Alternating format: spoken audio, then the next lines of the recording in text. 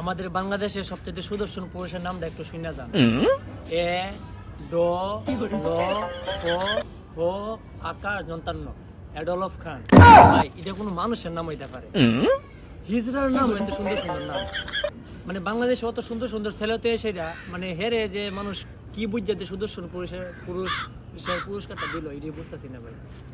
এতে কাতে হিরো আলম যদি অ্যাওয়ার্ডটা পাই তারপর তো মনটা একটু বুঝন যাই লইলে যে হিরো আলমের গান মান শুনি আমরা, হিরো আলমের কাছে আমরা রেনি হে ও অ্যাওয়ার্ডটা পাইলে আমার মনে শান্তি পাইলাম হইলে।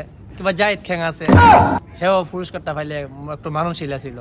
এডলফ খান কেন এই পুরস্কারটা পাইলো ভাইয়া? এটাই তো বুঝতেছি না। এ কি পুরুষ? এ তো পুরুষ তালিকাতেই পড়ে না।